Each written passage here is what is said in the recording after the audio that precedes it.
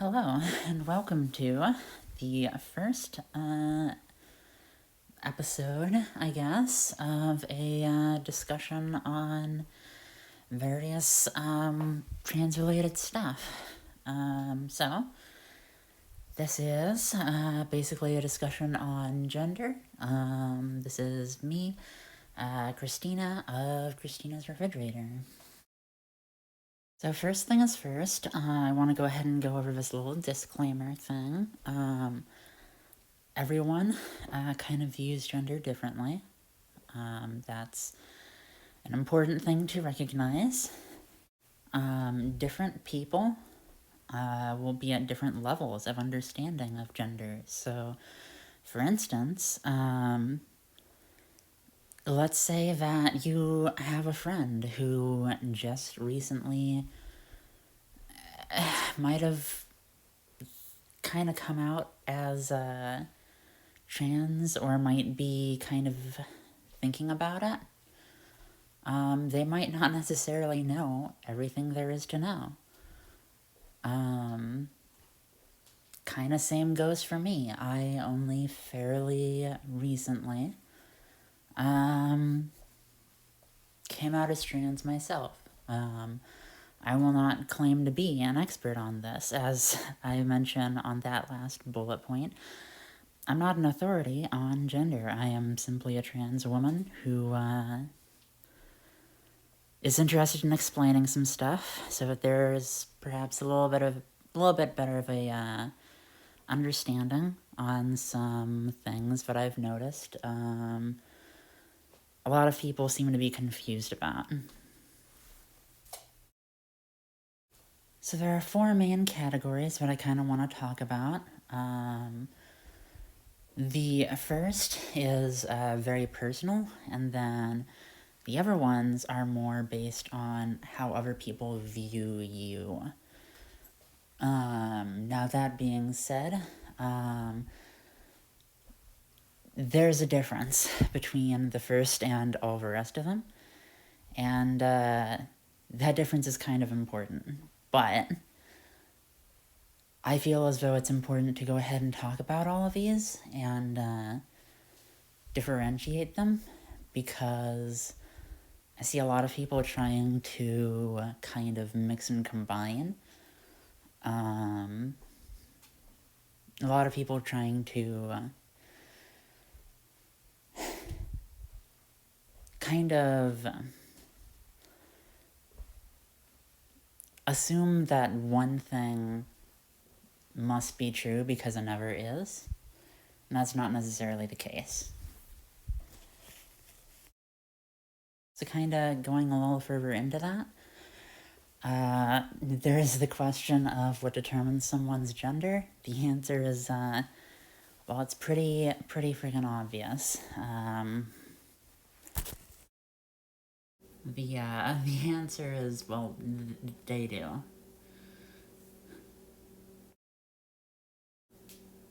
So, to basically summarize on that one, yeah.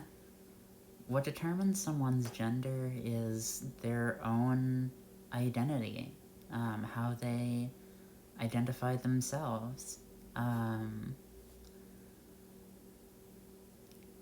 That's it. That is the only thing that really determines what someone's gender is. So why are we discussing the other categories? Well, as I said before, it's because I kind of want to explain some of the differences between them all, and how they're not the same. So the first category is gonna be identity, since it's kind of an important one. So different identities that people can identify as: male, female, non-binary,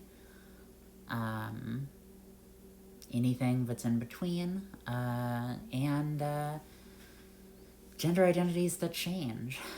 So kind of explaining a little bit more on that. Gender identity is a thing that literally everyone has.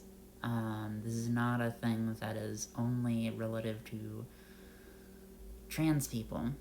A male might identify as male. That would be a cis man who simply identifies as a man.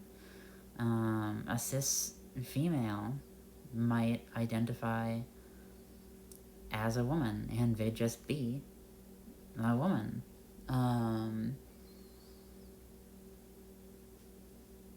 You identify as your gender, as one gender or another.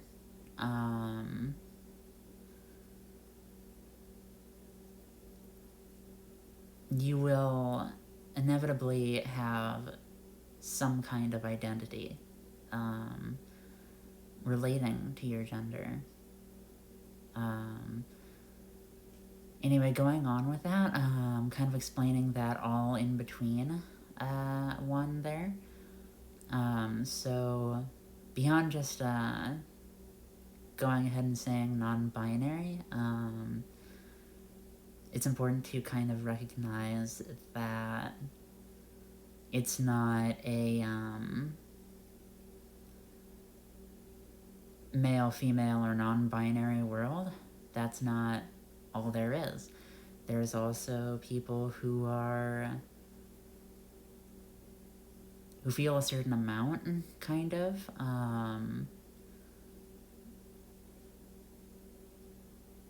like slightly more feminine than masculine, but they also are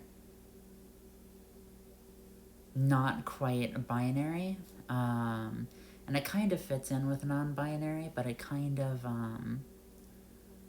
I feel as though it's important to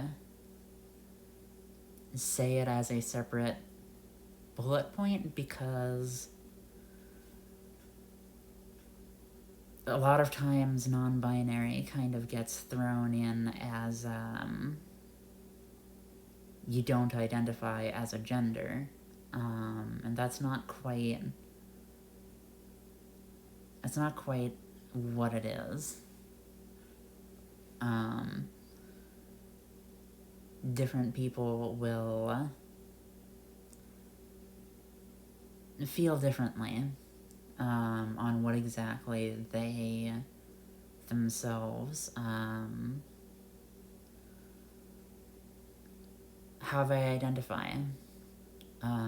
Some non-binary people might identify more femininely than masculinely, and some non-binary people might identify as more masculine than feminine, but they're still going to identify as non-binary, as opposed to,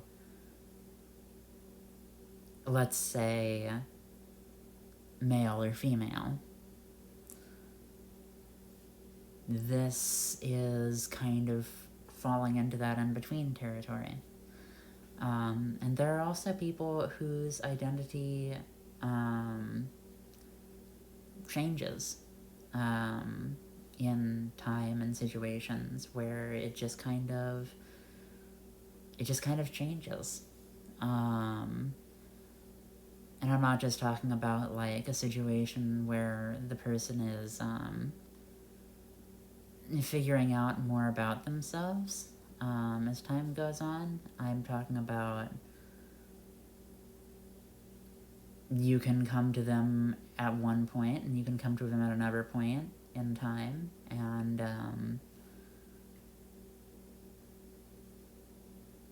they'll feel differently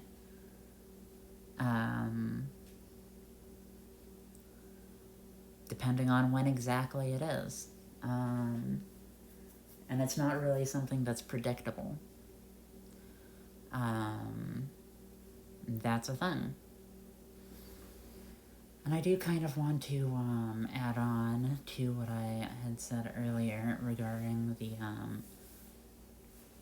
non-binary world. There are absolutely people who don't really identify as any particular side of things don't particularly identify as masculine or feminine or anything like that. Yeah. So the next thing I kind of want to talk about is the next category is behavior. So there are masculine and feminine behaviors that are kind of societally recognized. Things like, let's say,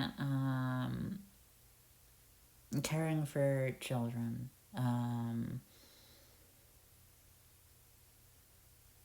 That has kind of traditionally in society been viewed as a more feminine thing. Whether or not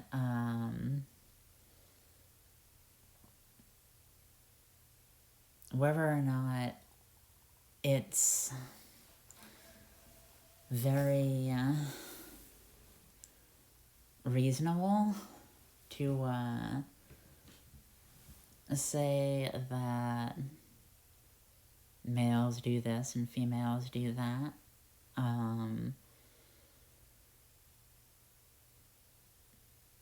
It's important to note that there is a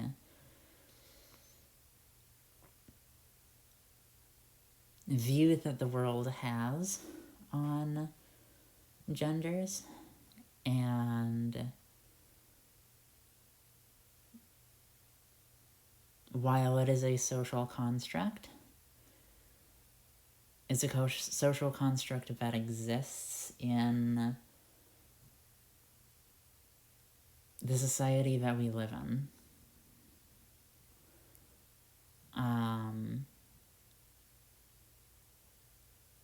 Yeah. It's also important to kind of recognize that it's possible for people to exhibit behaviors that are viewed as both masculine and feminine. And it's also very important that we understand that behavior does not determine what gender a person is. So the next category would be clothes.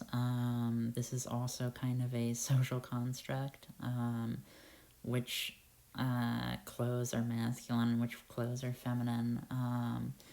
This is a huge one on being a social construct, because there are tons of examples of this being the case. It's entirely made up. History kind of shows it with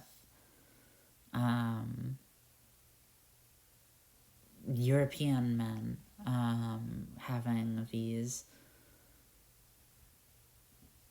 or just a lot of people having in history a lot of males wearing leggings and that kind of whatnot. Like, this is historical stuff that happened. It was not really seen as something that is explicitly, oh, well, these are clothes that are only meant for these people. And kind of going along with that, location. The existence of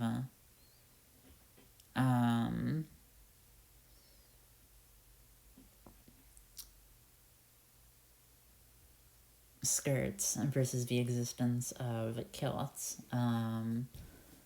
It's the same thing. It's just the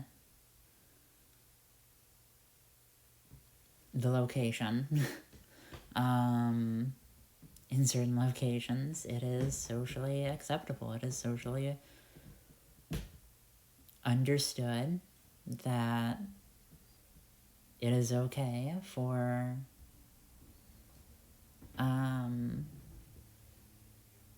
males to wear basically skirts, and that is seen as okay.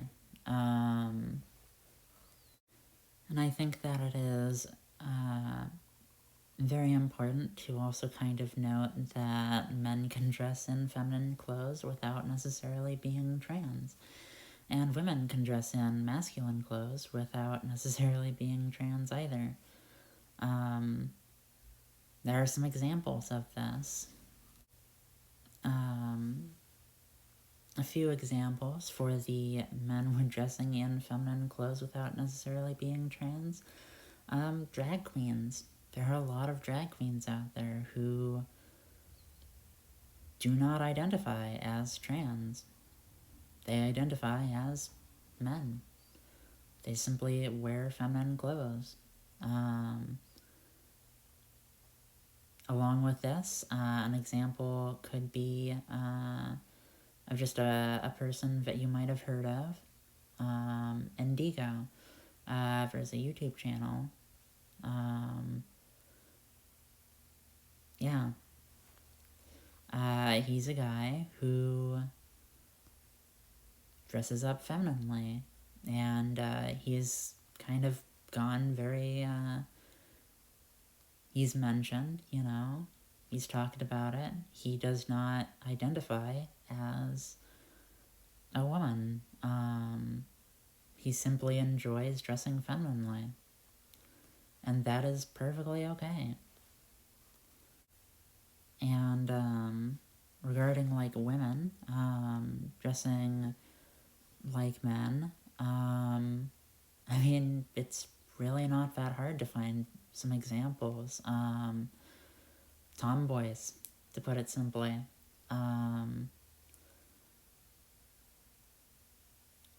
It's kind of important to mention that, and I'll kind of go into more detail of this probably in another episode, but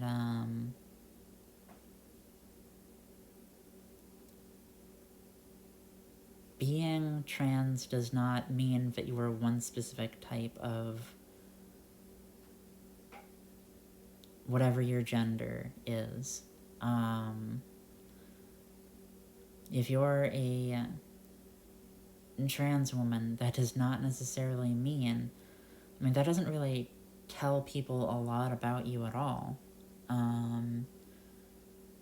It tells you one thing, that you identify as a woman. That's it.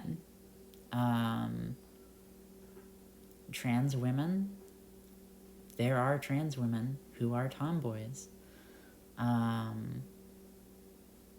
That's a thing. And finally, the last category I kind of want to talk about is body presentation. And this one is different than clothes and behavior. Like I'm showing on these bullet points, a beard does not necessarily mean male, or, not all women shave. Women can be buff.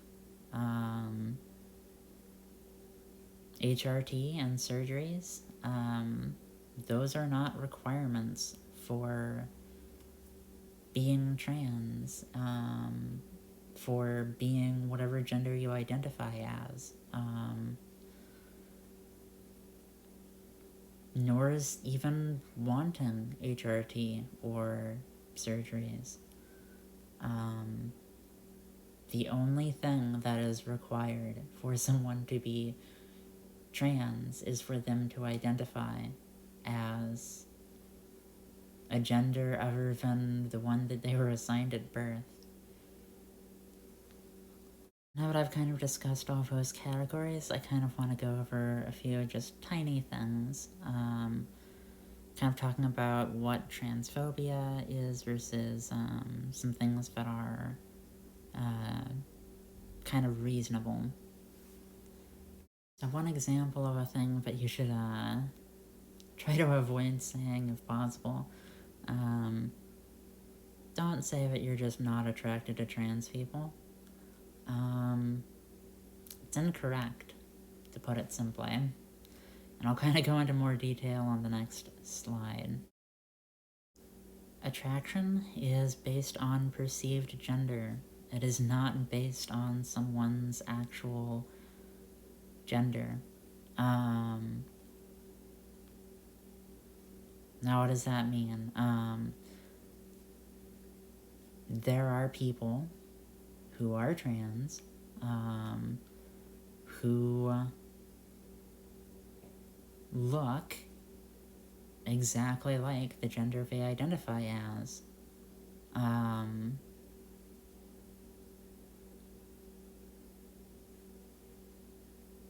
You would have no way of knowing that a person is or isn't trans, simply by looking at them. And I don't think that leaving it open-ended as, oh, I'm not attracted to trans people, really makes sense. And the reason why I say that is because I think what a lot of people are more kind of meaning is that they're attracted to males or females, and they're worried that if they are attracted to trans people, that they are going to be, let's say that you're a guy and you see a lady and she turns out to be trans, and you think, or you'd thought that she was pretty, you were attracted to her. That does not mean that you're gay. That literally just means you saw a lady, you thought she was attractive. Attraction is based on perceived gender. Simple as that. And kind of continuing on with that, some other concerns that I've heard, people being concerned about genital preference. Surgeries exist that change those.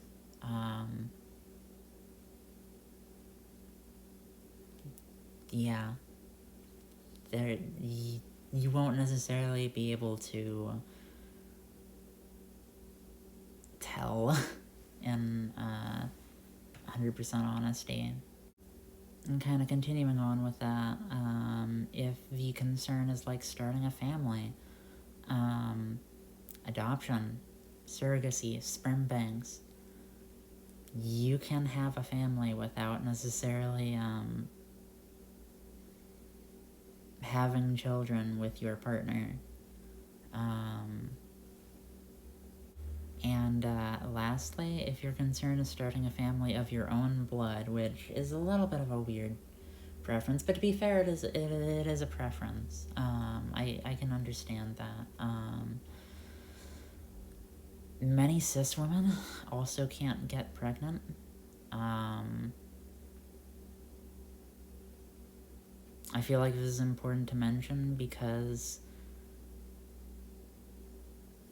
when you're saying something, and there are many men who are also infertile, who can't,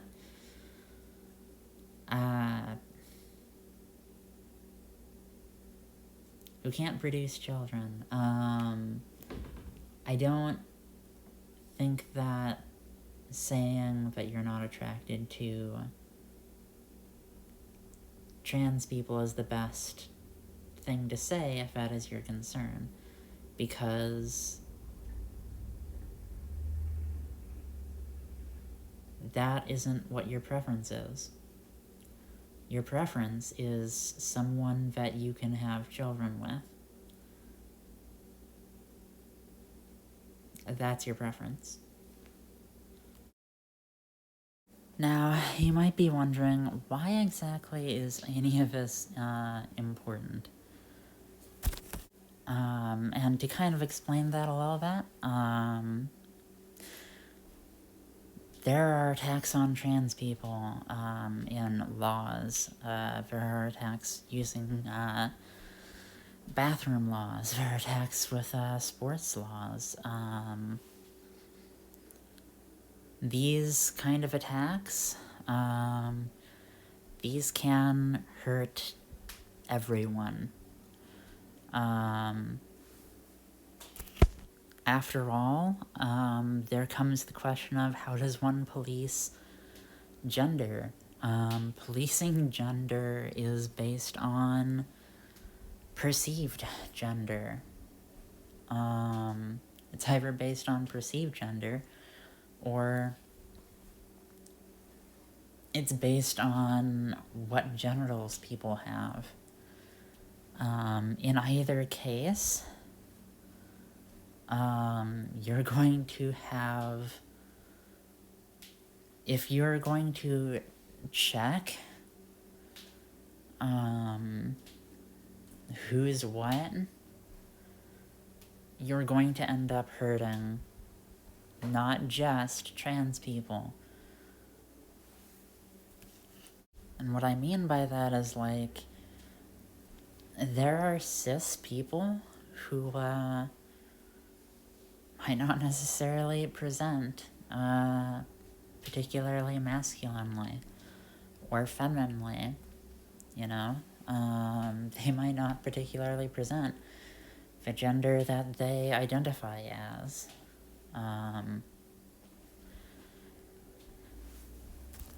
And I think it's also kind of important to recognize that one of the groups that would be hit the hardest by this is one of the groups that are constantly cited as a reason to ban trans people from a lot of stuff. Specifically children. I would see that a lot of children would be harmed by this kind of anti-trans legislation. There are some laws that have been considered that you'd kind of be shocked to find out about. For instance, there was a trans bathroom ban. Well, there was a trans sports ban as well, I believe. That was specifically, it was based on this idea of general inspections. And I don't think I need to tell you that in a world like today's world, having people perform general inspections on children does not bode well. That would not go.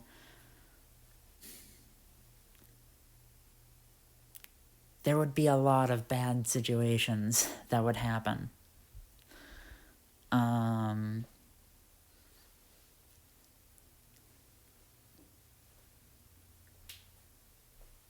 I think that it's important to recognize that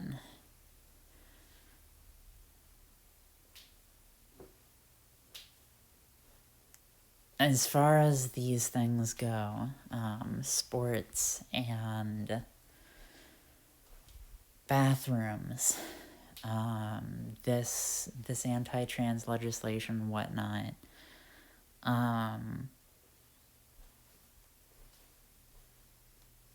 it kind of hyper-focuses on these external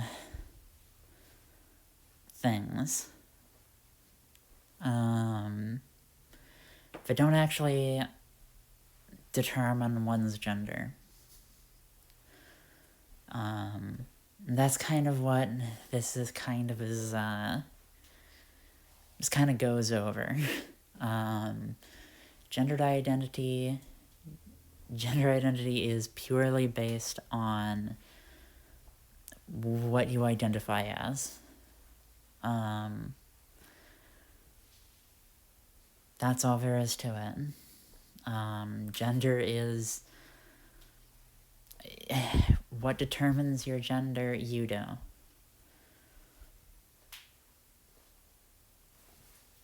Plain and simple.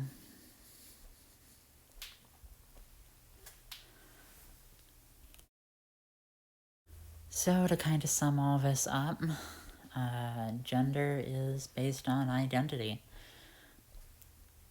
As I've been saying for a lot of us. Behavior, clothes, and body presentation, they're external. Nothing to do with a person's gender. You should care about anti-trans legislation because it hurts everyone. Also, just as a side note, trans people are people. We're humans.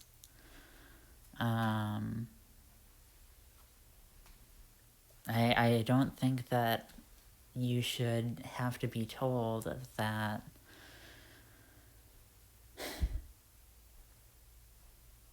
you should care about people.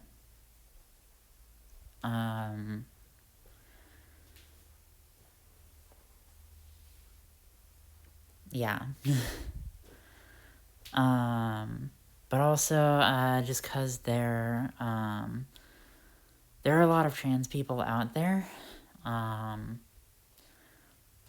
odds are you, probably know a trans person. At the very least one. If I recall, at some point or another, I'd taken a look, and it was about like, it was like 0.05, or let's see, what was it? Yeah, it was like 0.5% of the population is trans. And I know that sounds like it's a small amount, but to put that into perspective, for one thing, that was a study that was done, like, I want to say, like, what was it, like 2018? It's been a few years. People have actually gotten a bit more accepting, in 100% honesty.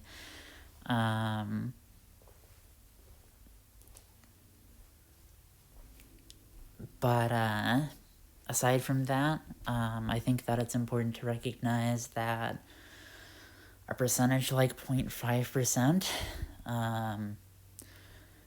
that means if you know like 200 people, you almost certainly know a trans person.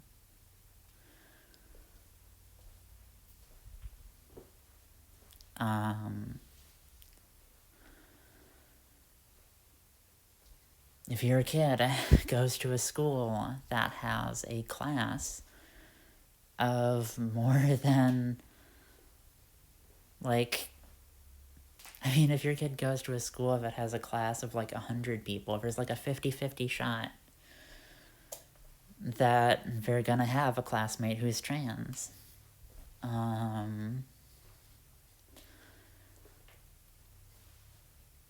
It's important that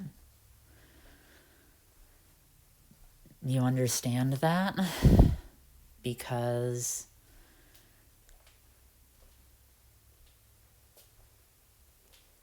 these supposed debates about theoretical people, I think it's important that people understand that it's not theoretical people. These debates are about people who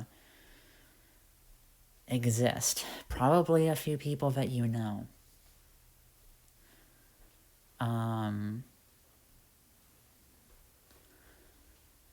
So before you go writing it off as some kind of oh, but it only affects those people. It's such a small group that it doesn't even matter. Anything like that, I think it's important that you recognize that you probably know some trans people. You're probably friends with some trans people.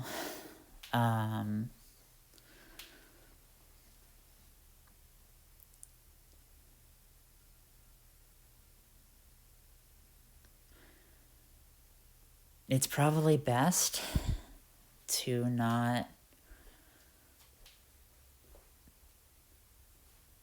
hurt those that you care about. Anyways, that's all for me.